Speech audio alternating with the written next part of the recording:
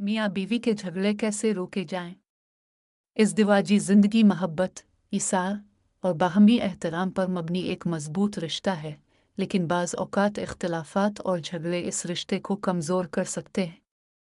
हर शादीशुदा जोड़े को किसी न किसी वक्त छोटे या बड़े इख्तिलाफ़ात का सामना करना पड़ता है, लेकिन इन इख्तिलाफ़ात को बेहतर तरीके से हल करना ही एक कामयाब इज़दिवाजी ज़िंदगी की अलामत है। इस मज़मून में हम उन तरीक़ों पर तफ़सील से बात करेंगे जिनके ज़रिए मियाँ बीवी के झगड़ों को रोका जा सकता है और एक खुशगवार ज़िंदगी गुजारी जा सकती है। एक बाहमी गुफ्तगू को फ़रोग़ दें। बहुत से झगड़े सिर्फ़ इस वजह से जन्म लेते हैं कि मियाँ बीवी एक दूसरे की बात को सही तरीके से नहीं सुनते या समझते। बातचीत को मुअस्सर बनाने के लिए ज़रूरी है कि एक दूसरे की बात तहम्मुल से सुनी जाए, सख्त अल्फाज या तंज से गुरेज किया जाए, अपनी राय नरमी और मोहब्बत से पेश की जाए, इख्तिलाफ़ात को फ़ौरी तौर पर हल करने की कोशिश की जाए ताकि वो बड़े मसाइल में तब्दील ना हो। 2. एहतराम और बर्दाश्त को अपनाएं। एहतराम हर रिश्ते की बुनियाद है। अगर मियाँ बीवी एक दूसरे का एहतराम करेंगे तो इख्तिलाफ़ात के बावजूद झगड़े शिद्दत इख्तियार नहीं करेंगे।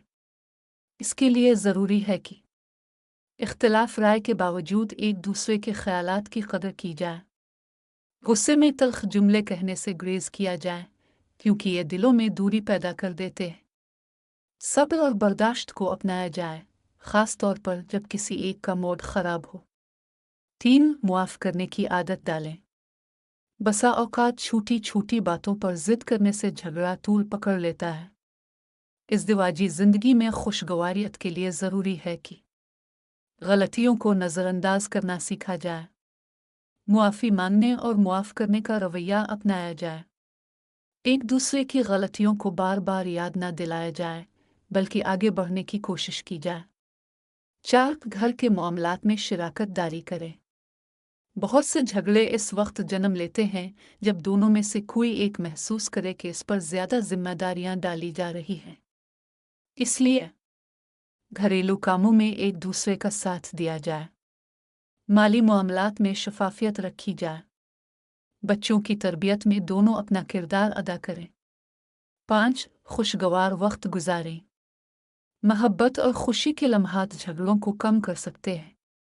इसके लिए ज़रूरी है कि रोज़मर्रा की मसरूफ़ियात से वक्त निकाल कर एक दूसरे के साथ वक्त गुजारा जाए। कभी कभार सैर व तफरीह के लिए जाया जाए।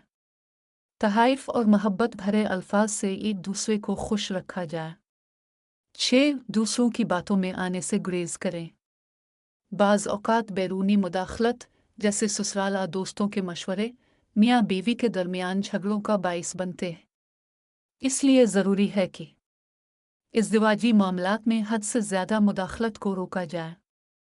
ख़ानदानी और ससुराली दबाव को समझदारी से संभाला जाए। मसाइल को खुद मिल बैठकर हल करने की कोशिश की जाए।